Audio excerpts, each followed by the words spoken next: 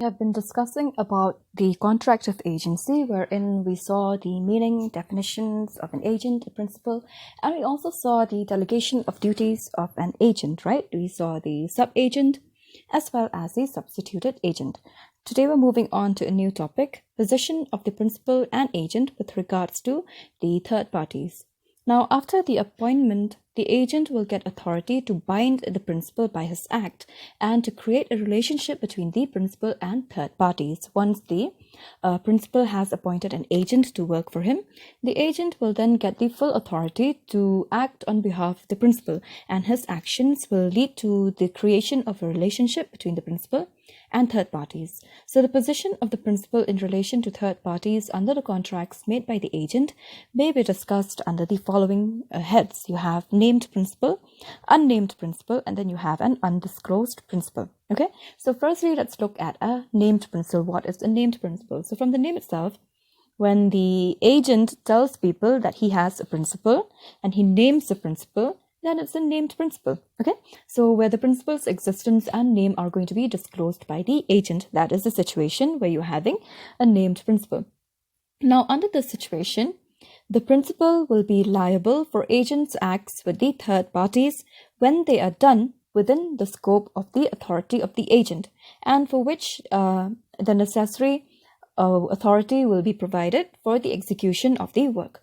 So contracts that have been entered into through an agent will have the same legal consequences as if they have been entered into directly by the principal himself. Okay. Additionally, when an agent exceeds his authority, when he goes beyond what has been allowed of him to do, then the principal is liable for that part of the work which is within his authority and which can be separated from the part which is beyond his authority. So if there's anything wrong with the work that has been done, the principal will be liable only for the work that he has authorized. Beyond that, if they can separate the work that has been authorized and from the work that has been unauthorized, then he can pay only for the work that he has authorized. Now, the principal is bound by the notice given to or information obtained by the agent in the course of the business of the principal with third parties, which means that the knowledge of the agent is the knowledge of the principal. Whatever knowledge the agent gathers about the third parties will be provided for sure to the principal. Now, if the principal induces belief of third parties that an agent's unauthorized acts are authorized, it will be treated as agency by estoppel. As we've already seen, agency by estoppel, which means the acts of the agent, where the unauthorized act of the agent, when he authorizes it, then it is agency by estoppel. So finally, the principal will be liable for misrepresentations or frauds committed by the agent in the course of his business for the principal. Okay, so this is the relationship of the named principal with the third parties, all the rights and liabilities that he has with regards to third parties. And then, as you've said, you have your unnamed principal. So if the agent who contracts for a principal does not disclose the name of the principal to the third parties, then the principal is liable for contract of the agent unless there is trade, custom, or a term which makes the agent personally liable. Okay, so either way, whether he's named or not named, the principal will be liable for the actions of the agent that are as per the authority that has been given. Now, if the third party contracts with knowledge about the existence of the principal, then he cannot sue the agent, even though sometimes the third party may know about the real principal. Yet even in that situation also, they cannot sue the agent if the agent was not the one who disclosed the existence of the unnamed principal. And then finally, you have the undisclosed principal. Now, in this situation, the agent will not disclose the existence of the principal nor his representative character, which means that when it comes to an undisclosed principal, the agent will act as if the property belongs to him, okay, as if he is the principal himself. So he will neither tell the third parties that he's acting on behalf of somebody else, nor will he tell the third parties that the work he's doing is not his work. Okay, so this is termed as the doctrine of undisclosed principal. And as a result of that, the third party will get the impression that the agent is working as an independent party. He's working in his own independent capacity. The work that he's doing belongs to him only. So when it comes to the undisclosed principal, the third parties and the principal will have some rights. So he'll have the right with regards to principal position, agent's position, and the position of the third party. So let's look at principal's position first. The contracting party may sue the principal or agent or both, upon which the undisclosed principal is subsequently discovered or he intervenes himself. If after some point of time the undisclosed principal is disclosed, either through the intention of the principal himself or through other sources, they may be sued by the third party. So the principal may require performance of the contract, but he must allow the third party to make all payments to the agent only. They should not pay the principal. Why? Because the agent was acting on behalf of the principal, right? So payments should all be done only to the agent. And when it comes to agent, the agent has all the rights of an agent against the principal, but he is personally liable to the third party because he's acting as if he's the owner, right? So for any losses that a third party is suffering, he is the one who has to pay, and then he can claim for compensation later from the principal. So he may be sued, and he can also sue the third party. Fine. And then with regards to the position of the third parties, the third party may either sue the agent or he may sue the principal, or they may sue both the agent and the principal. Now, if the principal is disclosed before the completion of the contract, then the third party may refuse to fulfill the contract on the ground that they would not have entered into the contract had they known the original identity of the principal. And then the third party can also claim a set-off against the agent, which means that the principal can only obtain such performance as is subject to the rights and obligations existing between the agent and the other party of the contract. Okay, so this is position of the principal with regards to agent and the third parties. And finally, how are you going to terminate the agency? So termination of agency generally occurs when the relationship between the agent and the principal comes to an end. So like any other contract, the contract of agency may be terminated by the acts of the parties, by the actions of the principal and the agent, or by the operation of the law. That is when the government themselves decide they have to terminate. So broadly speaking, modes of termination can be divided under two heads: by the act of the parties and termination by the operation of law. Thusly, termination of agency by the act of the parties. So when we're talking about the act of the parties, an agency may be terminated in two ways. Firstly, by agreement between the principal and agent, and secondly, by revocation of agent's authority by the principal. Let's look at the first one, by agreement between principal and agent. So when it comes to this first point, it's very simple. When both the parties agree to terminate the contract. So the parties are free to terminate the contract of agency mutually, and this can be done at any point of time, at any stage. Before they start the work, when they're doing the work, after they've, before they start the work, when they're doing the work, anytime in between that. Okay. And secondly, by revocation of agent's authority by the principal. Now, sometimes the authority of the agent can be revoked. The principal can take back the authority that he's given to the agent. So Section 203 provides that the principal may revoke his authority at any time before the authority has been exercised so as to bind the principal, any time before he actually starts to work. And Section 204 provides that revocation may be expressed or implied from the conduct of the principal and the agent respectively. So revocation will be subject to a few conditions. The first condition is that revocation should operate prospectively. So the first point, again, revocation operates prospectively. So even where the agent has already exercised a portion of his authority, that he's already done the work, a little bit of the work, the principal may revoke it for the future. Okay, maybe he's done a part of the work. For the remaining work, the principal may revoke it. But however, the principal cannot revoke the authority given to the agent as regard to such acts and obligations arising from acts that have already been done in the agency. So for something that has already been done, they cannot be revoked. And the next point, notice proceeding to revocation. So where an agency has been created for a fixed period, a reasonable notice should be given for such revocation. Otherwise, the damage caused to the agent must be made good by the principal. Always remember, notice should always be given.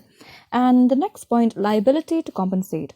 Now, where there is an express or an implied contract that the agency should be continued for a certain period of time, then the principal must make compensation to the agent for any revocation without sufficient notice. Moreover, such revocation should be after a reasonable period. Okay, you cannot just enter into a contract today and revoke the contract tomorrow, right? You cannot end it within just a short period of time. A small period of time should have at least elapsed, and besides that, you should also give notice for revocation. Otherwise, they will have to make good the losses. And the last point, renunciation of agency business by the agent. Now, an agent can also renounce the business of agency in the same manner in which the principal has the right of revocation. It's not just the principal who can terminate, it's also the agent who can terminate through renunciation. Now, firstly, if the agency is for a fixed period, the agent would have to compensate the principal for any loss caused due to early termination of agency if there's sufficient purpose, sufficient cause has not been provided. And secondly, just like in case how the principal has provided a reason and a timing, similarly, the agent also should provide a reasonable notice to the principal when he wants to renounce or terminate the agent contract of agency. And the next termination is termination of agency by operation of law. So when you're terminating or where you're ending an agency due to the effect of the government or the law of the land, or through the business law itself, the contract laws itself, then it's termed as termination of agency by operation of law. So you will have these following circumstances. For first point, completion of agency business. When the work has been completed, the obligations of the agent and the principal are over, then you terminate the business. Okay, so the agency will automatically be terminated when the business is completed for which it was made. So where the agency is for a single transaction, then the agency is terminated when that transaction itself is completed. Therefore, if an agency is for the sale of property, then once the property has been sold, the contract of agency will be terminated on its own. Secondly, death or insanity of the principal or agent. Now, when the agent or the principal dies, or when they becomes unsound of mind, then in that situation also the agency will be terminated. Why? Because we're following the rules of the elements of Contract Act, right? They should be sane. They should be of sound mind. And also, if somebody dies, then you cannot carry out a contract with them. So when the termination takes place due to death of the principal, then the agent should, on behalf of the representatives of the late principal, carry out all reasonable steps for protection and preservation of the interests entrusted to him. So if the principal dies, then the agent will still have to carry out the work on behalf of the principal. Now, on behalf of the representatives of the late principal, he has to terminate the contract accordingly. And next, by insolvency of the principal, if he does not have any money to pay, then the contract should be terminated. So Section 201 states that the insolvency of the principal puts an end to the contract of agency. But as regards to insolvency of the agent, the law is silent on that. It doesn't matter, according to the law, whether the agent has money or not. So insolvency is a disqualification in entering into a contract itself. Therefore, insolvency of principal will terminate the contract of agency as well. And next point, by the expiry of time. So where an agent has been appointed for a fixed term, the expiry of the term will put the contract of agency to an end. Now, whether the contract of agency, the purpose has been achieved or not, it doesn't matter. But once the time has expired, the contract will automatically come to an end. And fifth point, by destruction of the subject matter. So often you may enter into an agreement, or you may enter into a contract, say for the sale of something.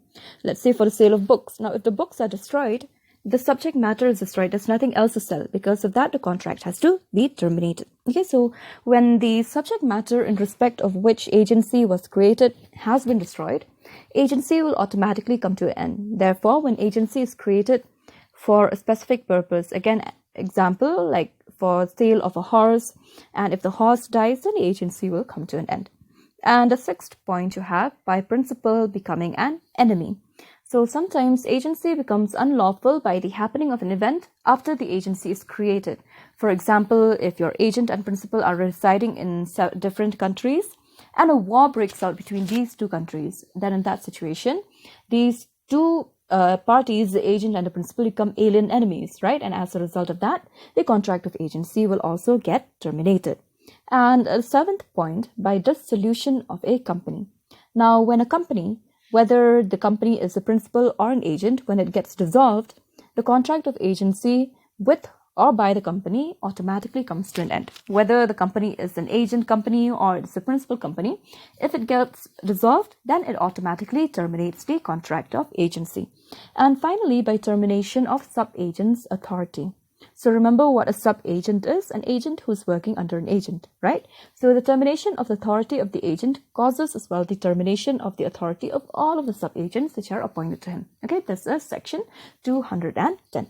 So this is how the contract of agency will be terminated. So when it comes to the first unit under the business laws, we have seen about the nature of a contract, and we've seen the different elements that are there, right? We've seen the different types of contracts, and we've also studied the different elements that are required for the existence of a contract under the Contract Act. And then, besides that, we also studied the various special contracts. We studied the contract of indemnity, we studied the contract of guarantee, we studied the contracts of bailment, and under bailment, we also saw the contract of pledge. And the last special contract which we just concluded was the contract of agency. And with that, we have come towards the end of the first unit under business laws.